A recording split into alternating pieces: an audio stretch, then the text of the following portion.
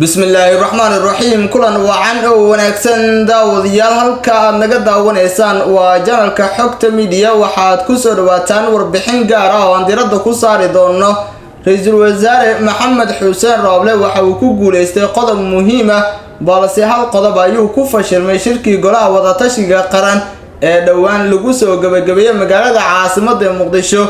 warar ayaan daawadayaal idinkaga warbixintan ayaana idinkugu soo dusin doonaa hal qodob oo muhiim ah oo ku guuleystay Ra'iisul Wasaare Maxamed Xuseen Roble iyo sidoo kale qodob kale oo ku fashilmay.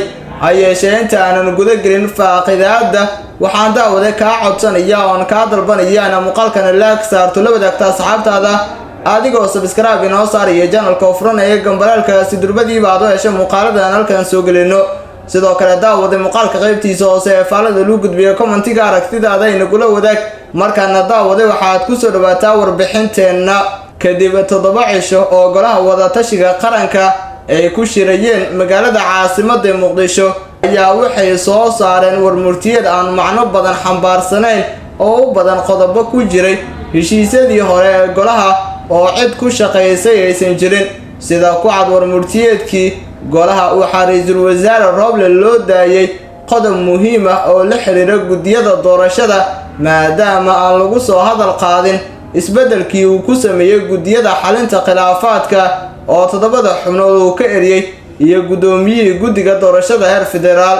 in bayaankii golaha aan lagu soo hadal qaadin qodobka quseeya isbedelka lagu sameeyay gudiyada doorashada ee heer federaal waxay meesha ka saaraysaa damacii garabka farmaajo oo rajo ka qabay in ay sii hogaamiyaan gudiyada ayada oo Roble uu horey u soo magacaabay xubno taabacsan.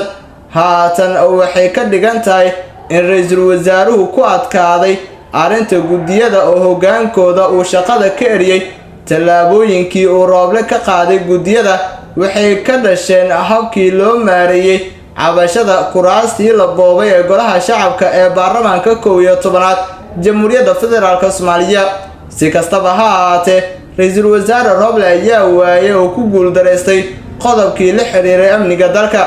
3 maalmood ee la soo dhaafay golaha ayaa aad uga dooday mas'uuliyadda amniga guud ee dalka.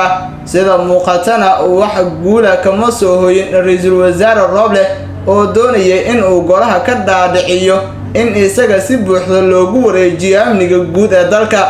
inkastoo golahan uusan awood u lahayn in Roble uu ku wareejiyo mas'uuliyadda ammaanka guud ee qaranka, haddana in xubnaha qaar ay toos uga soo horjeestaan waxay muujinaysaa saameynta farmaajo oo maqan uu ku lahaa shirkaasi.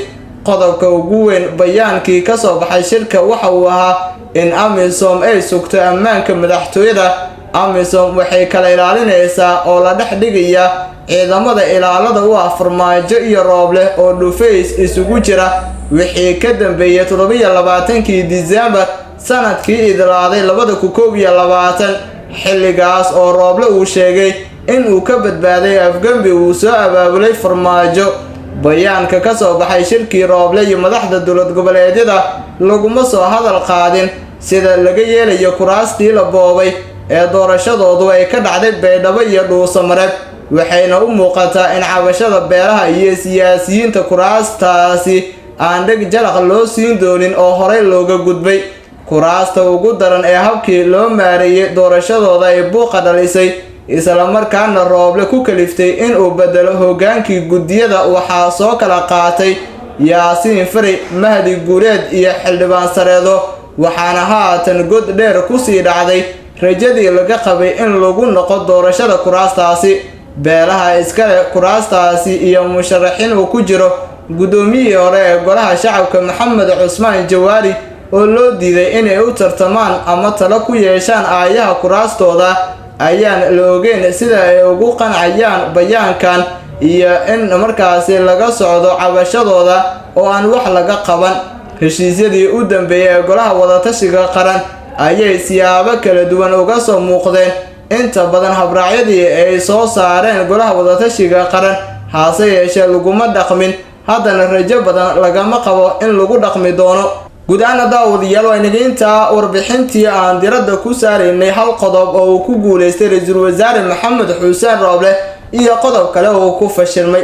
haddii aad daawatay muuqaalkan laagi noo saar subscribe noo saar channelka oo fura gambalka si durbadiiba aad u hesho muuqaaladan halkan soo gelino sidoo kale daawaday muuqaalka qaybtiisa hoose ee faalada lagu gudbiyo commentiga aragtidaada inagula wadaag tan iyo warbixintan mid la mid ah inta dib isugu kulmi doonana nabadgelyo.